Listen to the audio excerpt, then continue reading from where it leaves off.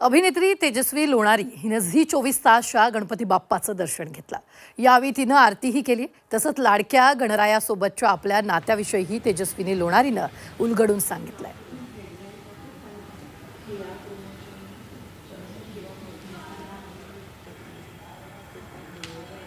नमस्कार, मी कावेरी आणि मंडळी, आज आमच्या झी 24 तासच्या ऑफिसमध्ये एक अतिशय सुंदर अभिनेत्री आली आहे। ती अभिनेत्री म्हणजे तेजस्विनी लोणारी। सो कसं वाटलं तुला इथे येऊन आणि आमचा बाप्पा कसा वाटला तुला? सर्वात पहिले तर thank you Kaveri, you called me here. आणि बाप्पा कसा वाटला म्हणजे आजचं पहिलं दर्शन आहे माझं आणि आय एम व्हेरी हॅपी, कारण I don't know, very positive Bappa. So all I can say is thank you for calling me here. पहिली आरती सुद्धा तुझ्या हातून झाली। तू मला सांगितल्यावर मला असं झालं, wow, that is, I am honoured. आणि मी सांगते की घरी आपण जी आरती करतो म्हणजे बाप्पाची, घरी आमच्याकडे गणपती नसतो, पण एक सकाळी मी आरती करते आणि त्यानंतर पहिली बाहेर आल्यानंतर जे बाप्पाचं दर्शन आहे ते तुमच्याकडे झालं आणि ती पहिली आरती माझी सुद्धा आहे। So I am very honoured, thank you. तुझं आणि बाप्पाचं नातं कसं आहे? मला वाटतं हे बघ, बाप्पाकडे ना आपण सगळे हट्ट धरतो। गणपती बाप्पा विघ्नहर्ता आहे आणि तो आपल्याला आपण नेहमी की प्लीज प्लीज मला हे हवंय, मला एवढे एवढे मार्क मिळू देत, मला असं होऊ दे, ती नावर केसी फिल्म चालू दे, हे काम मिळू दे, असं होऊ दे। सो मला वाटतं माझं नातं सुद्धा एका तऱ्हेने एक ते लहान बाळासारखं असतं ना, हट्ट करते मी त्यांच्याकडे। आणि लहानपणापासून ती सवय, बाप्पाकडे एक मागणं असतं क्यूटचं आणि तो सगळंच देतो, नेहमीच देतो। आणि अजून तूही म्हणालीस की आज तुमचा 9साला पावणारा बाप्पा आहे। सो म्हणजे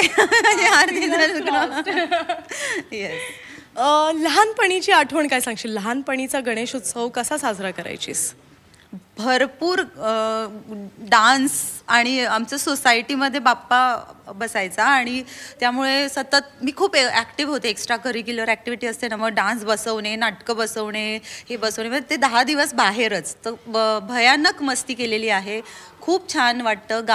गावी आमचा जो लोणारींचा गणपती तो मानाचा असतो, तर तिथे कधी जायचा योग आला तर ती खूप वेगळीच मज्जा आहे।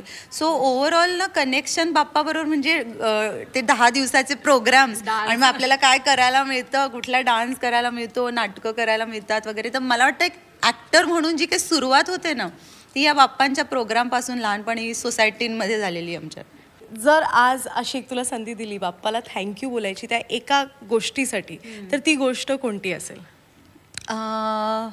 म्हणजे मी दोन्हीकडे आता सध्या पर्सनल लाईफ और प्रोफेशनल लाईफ म्हणजे फॅमिली आणि माझं काम इतकं छान सुरळीत चालू आहे, त्यासाठी मी नक्की थँक्यू म्हणेन बाप्पाला।